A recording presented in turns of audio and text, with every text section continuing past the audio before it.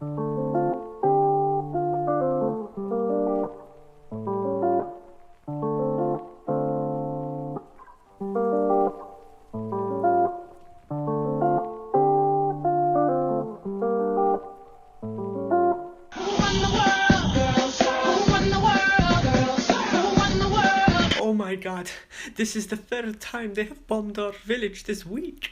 Well, yes, but did you know that these drone strikes are being ordered by a woman of color? Really?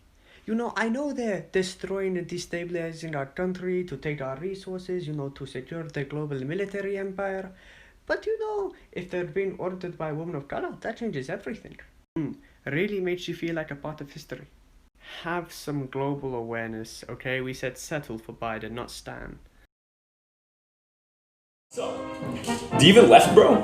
Today we're asking, what is fascism? Fascism is a far-right ideology based in authoritarian nationalism and tradition. Because of this, it can look different in various countries. In 1995, Umberto Eco releases his essay, Fascism, where he discusses his youth in fascist Italy and 14 characteristics of fascism.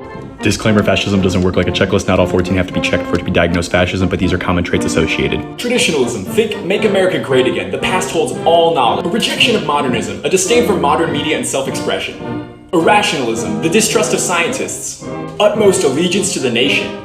An opposition to diversity. The lie that traditionalism will solve modern issues. An identity in race and nationality. Outgroups are the source of every problem. Perpetual war.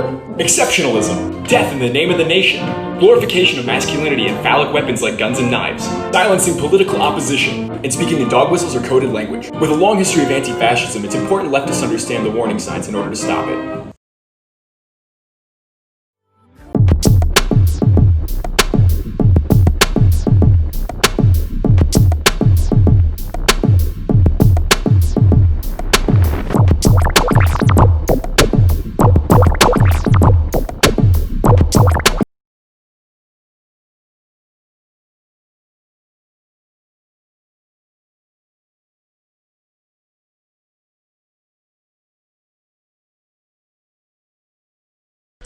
One left tap, shake that left tap it, girl. Bring it back and drop it, girl. I wanna see you pop it, girl. Don't stop, just drop it, girl.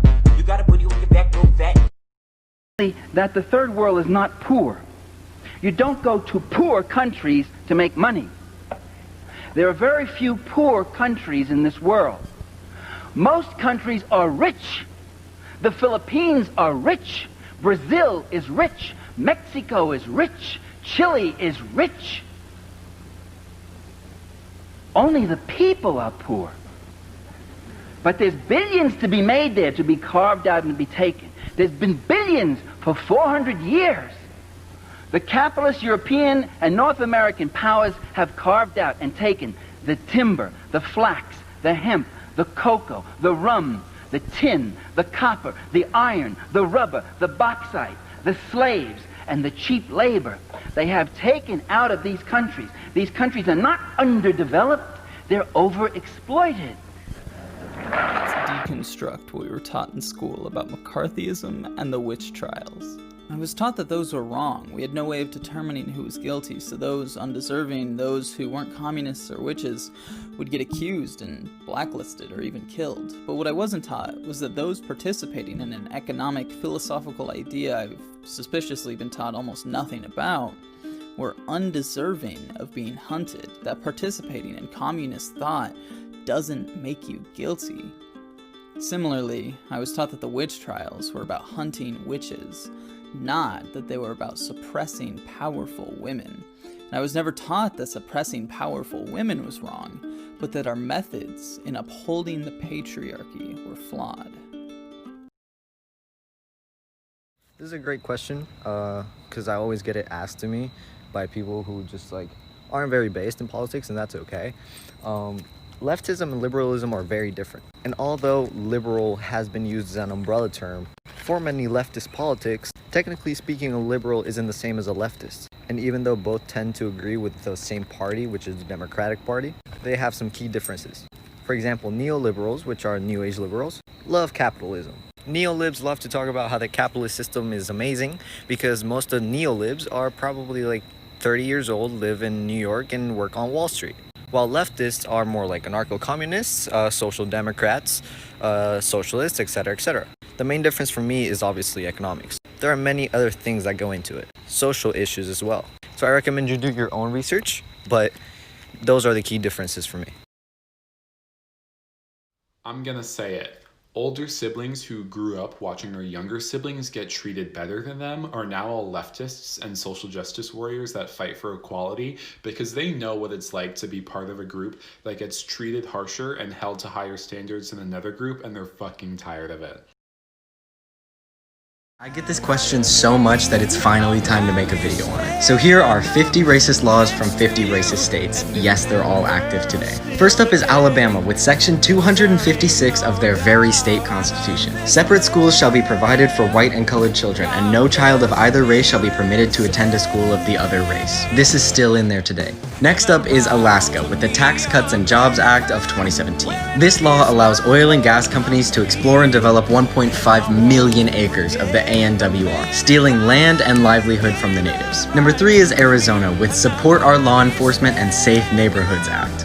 This law allows police to stop and question anyone who looks like an illegal immigrant. This means that any police officer with a racial prejudice can harass anyone that they want unchecked. A similar law exists in Alabama called the Alabama Taxpayer and Citizen Protection Act. Part 2 coming soon.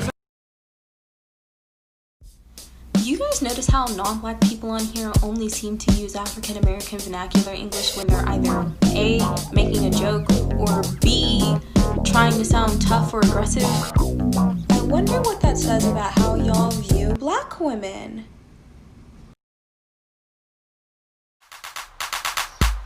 Oops, I accidentally created a false reality.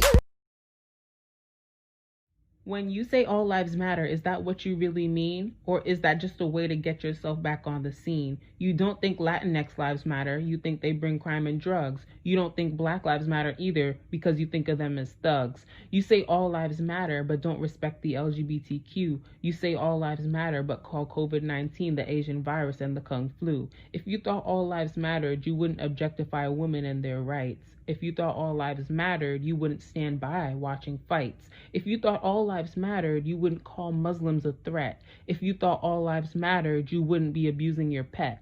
If you thought all lives mattered, you wouldn't drink and drive. If you thought all lives mattered, victims would still be alive. If you thought all lives mattered, you'd think of more than just your wealth. If you thought all lives mattered, you'd care for others, not yourself. Every life should matter, but right now we're not focusing on you. We're focusing on those who were murdered and have justice overdue. If a fetus is a baby, we should be able to take life insurance out on it. That means if a woman has a miscarriage, she's entitled to a life insurance policy. I've had 6 miscarriages. I would be a millionaire. If a fetus is a baby, men should start paying child support the second that the pregnancy is confirmed. If a fetus is a baby, low-income women should get more food stamps and more welfare for the baby while she's pregnant with them. If a fetus is a baby, we should be able to claim them on our income taxes for that year.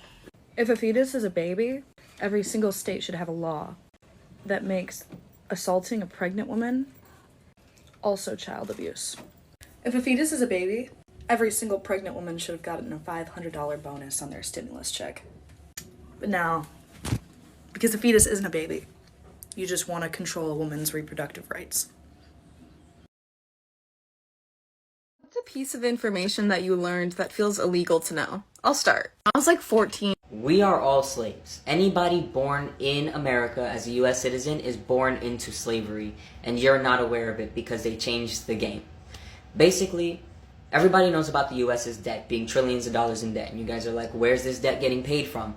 Us. What you guys don't know is that every individual born into this country handed a birth certificate and a social security card, which your name is printed on those documents in all capital letters.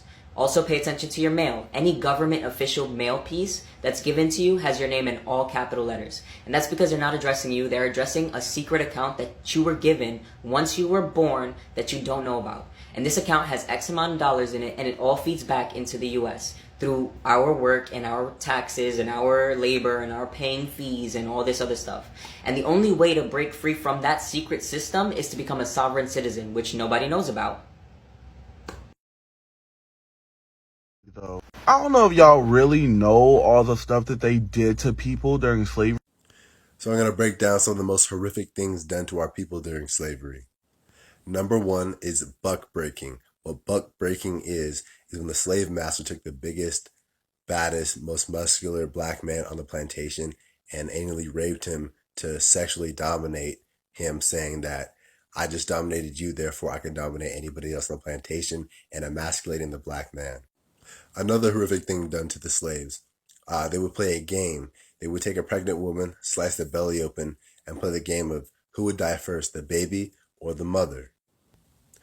Another sick game that they played was to bury the slaves up to the neck, spreading sugar or just leaving them out in the open for ants to eat their skull alive. And that's just some of the atrocities that they did, while there are many others that were much, much worse.